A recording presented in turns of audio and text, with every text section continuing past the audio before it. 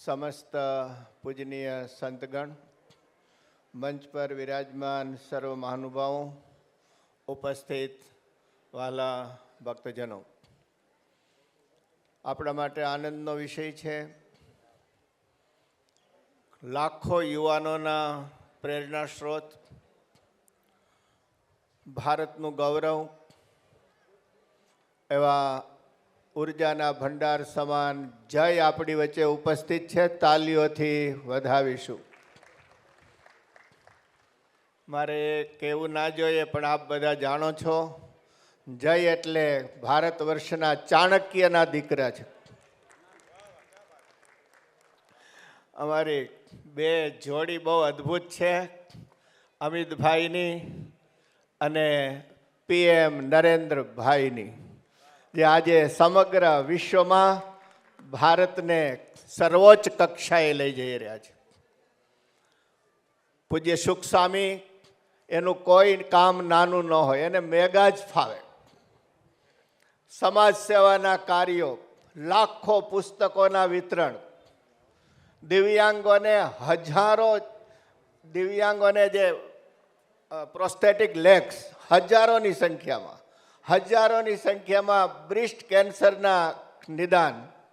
શોક અમારા મૂળ સ્વામિનારાયણ સંપ્રદાય લક્ષ્મીનારાયણ દેવ ગાદીનું ગૌરવ છે, એને હું વંદન કરું છું.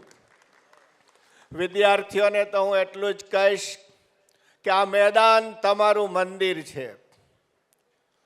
રમવાના સાધન તમારા પૂજાના સાધન છે. તમે ભારતનું ભવિષ્ય છો અને અમારા સુખ સ્વામી, એમના સાનિધ્યમાં તમારું ઘડતર થઈ રહ્યું છે. વાલા ભક્તજનો, એક સુખ હતા, એમણે પરીક્ષિતને તૈયાર કર્યા, અને આ સુખ હજારો અર્જુન અને હજારો વીર લક્ષ્મીબાઈને તૈયાર કરી રહ્યા છે. શુકને વારંવાર વંદન કરું છું.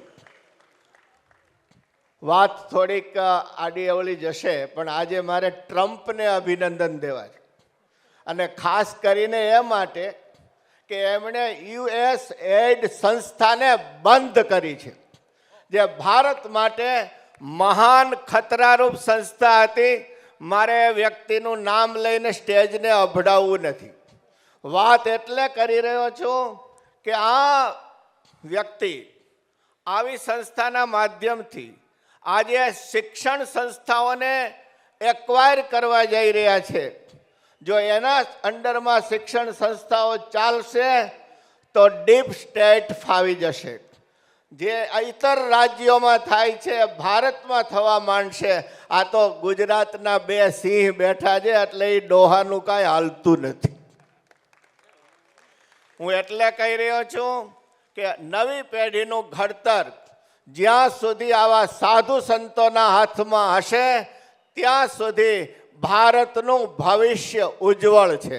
અને એટલે જ આ સંતો જે ગુરુકુલો ચલાવી રહ્યા છે, એમને હું હજાર અભિનંદન આપું છું.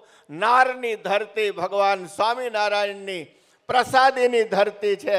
અહીંયા મહારાજને સ્વામી પરિવારે રોટલા ખવડાવેલા, એ રોટલાનું પુણ્ય મારું આખું નાર ભોગવે છે. અને વિદેશ વસવા છતાંય આ નારના ભક્તો માતૃભૂમિની સેવા કરવાનું ચૂકતા નથી. તમામ નારવાસીઓ અહીંયા રહેતા હોય કે વિદેશ રહેતા હોય, એ જે સુખ સ્વામીને જે રીતે સહકાર આપી રહ્યા છે, એ બધાને જોરદાર તાલીઓથી વધાવીએ. અને ફરીથી આ કર્મશીલ, આ ધર્મશીલ, આ વિચારશીલ, આ વિજનશીલ સંત, એને હું વંદન કરું છું. અને જય આપ પધાર્યાને એનો અમને બધાને ખૂબ હૃદયથી આનંદ છે. અસ્તુ, ધન્યવાદ. જય સ્વામિનારાયણ, જય ભારત.